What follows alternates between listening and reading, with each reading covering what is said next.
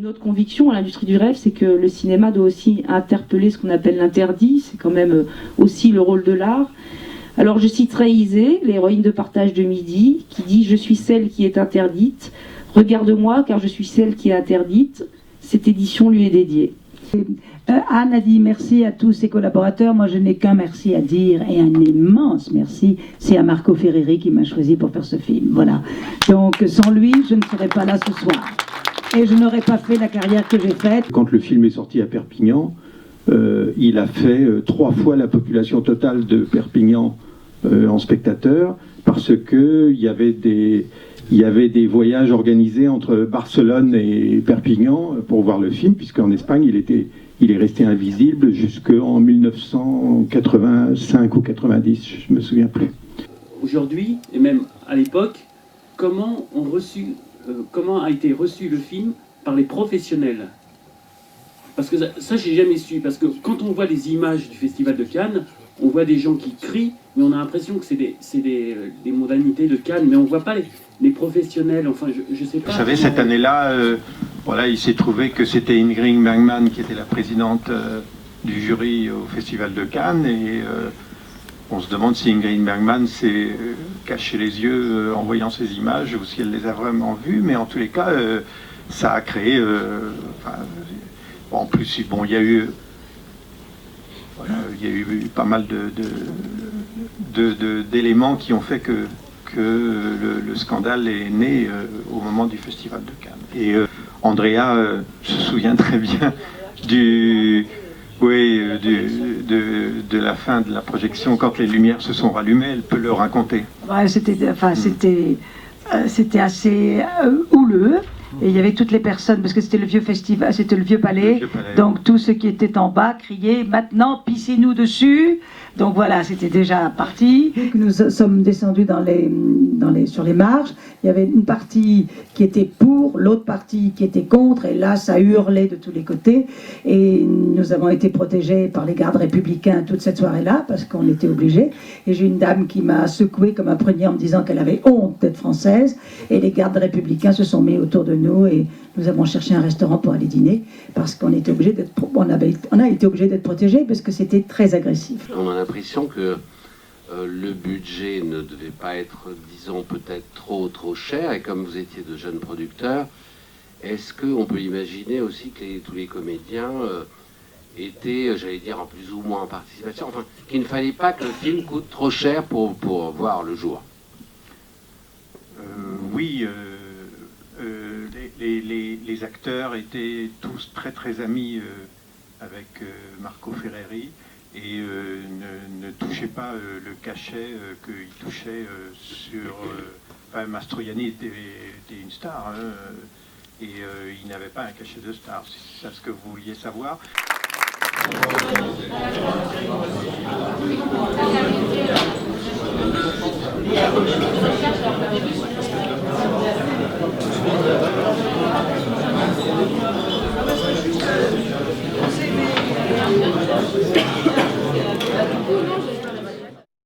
Alors, film guérilla, pourquoi en fait? Est-ce que c'est par rapport aux conditions de tournage un petit peu? Enfin, je sais pas, j'imagine. Dans les lieux publics, est-ce qu'il y avait des autorisations ou quoi, où vous descendiez comme ça et filmez? Et sinon, guérilla contre quoi? Alors, guérilla, en fait, ça regroupe un petit peu toute la démarche du projet. Donc, de sa production, la production du film, de sa réalisation et de sa distribution ensuite en salle. Alors évidemment, ça a pris forme différemment suivant ces 3 étapes, mais disons que d'emblée, c'était l'idée de faire un film et de se dire qu'on allait l'emmener en salle, le réaliser coûte que coûte. Et en combien de temps le film a été tourné? Alors en 3 mois. Je dirais qui peuvent se condenser en un, dans le sens où on avait 4 heures en gros de travail par jour, de tournage de tournage par jour. Donc c'était aussi pour limiter les frais relatifs aux catering, à la nourriture des artistes, etc. Et du coup c'était si on condense tout, en fait ça équivaut à un mois et demi. Il va nous parler avant de tourner de toute l'histoire du personnage, sa généalogie, qui il était, quelle profession il a, quelle place il avait dans la famille, est-ce que c'était le cadet, est-ce que c'était l'aîné. On va avoir des multitudes de détails sur le personnage qu'on interprète. Et à partir de là, une fois qu'on est lancé dans l'impro, on a cette liberté, comme je disais, du choix des mots. Et pour en venir à l'improvisation, ce qui était vraiment fondateur là, de ce film-là, de Noma, mais qui, pour avoir travaillé avec Gene Karainer depuis longtemps, fait vraiment partie de sa manière de diriger les acteurs. C'était, en fait, si vous voulez,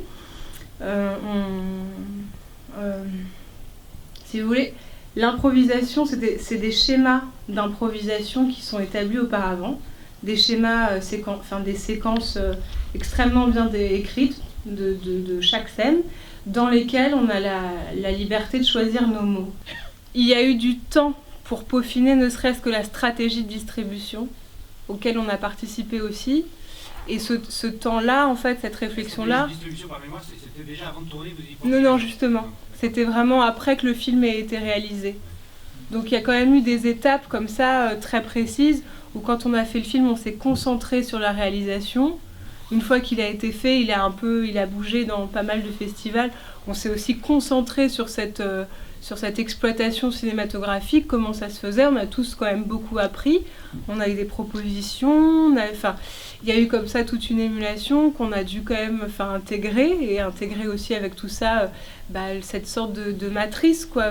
Parce qu'être indépendant, c'est une chose, mais après, comprendre davantage pourquoi on l'est, c'est d'autant plus passionnant. Et ensuite, la distribution a fait qu'on s'est penché vraiment là-dessus. Donc, à la base, l'idée, et c'est ce qui rejoint un peu l'idée de Guérilla, c'était faire ce film coûte que coûte.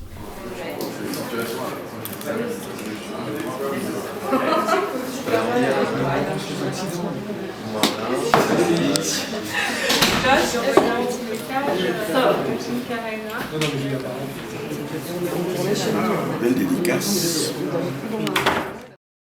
C'est le film qui a lancé la carrière de Kubrick. C'était son 4e film, après donc ce premier film de guerre et deux films policiers qui étaient L'Ultime Razzia, le baiser du tueur et L'Ultime Razzia. Et Kirk Douglas était vraiment très très motivé pour tourner ce film. Parce que Kirk Douglas devait tourner juste après les Sentiers de la Gloire, les Vikings, pour United Artists. Et donc il a fait pression sur United Artists pour que United Artists injecte de l'argent dans les Sentiers de la Gloire, un projet auquel il croyait beaucoup. Le film est tourné en 1957. En 1958, il doit donc sortir en France. Mais en 1958, la France est en conflit avec l'Algérie. Donc c'est assez mal à propos de sortir un film qui malmène l'armée française. Bon, bien sûr, c'est un film de guerre, mais surtout un film déjà contre la guerre, et en plus un film contre l'armée et contre des comportements absurdes de dirigeants de l'armée. Mais on comprend bien que sortir ce film-là en 1958, au moment où les soldats se battent dans la Casbah d'Alger contre le FLN, ça tombe vraiment mal à propos. Donc en fait, ce qui va se passer, le Quai d'Orsay va faire des pressions contre United Artists pour que le film ne soit pas distribué en France. Il n'y aura jamais de censure officielle, sauf que le film sera distribué en Belgique, ce qui va donner lieu à des émeutes absolument incroyables dans les cinémas, à l'entrée des cinémas, entre des spectateurs, même des spectateurs français qui vont se déplacer en Belgique pour voir le film, puisqu'ils ne peuvent pas le voir chez eux. Et donc il y aura vraiment des rixes entre des spectateurs et puis effectivement des associations d'anciens combattants, des ligues plus ou moins d'extrême droite. Donc tout ça va créer un climat de conflit. Et finalement, on s'aperçoit que le film n'est jamais passé devant un comité de censure. Le film n'est jamais passé officiellement devant un comité de censure. Donc il sortira 18 ans plus tard, en 1975, quand on considérera que les esprits se sont un peu apaisés. Il sortira d'ailleurs pendant l'été, pour en apaiser le moins possible. Mais il n'y aura jamais de censure officielle du film. Donc c'est un film qui est resté invisible, et curieusement qui n'a pas été censuré. C'est presque une autocensure. Mais donc il a été vu ce film en 75. Et de 57, non, en France. Mais il a eu une carrière internationale à partir de 57. Il a été montré aux États-Unis. Il a été vendu en Allemagne. On l'a vu en Italie. Alors, il a été.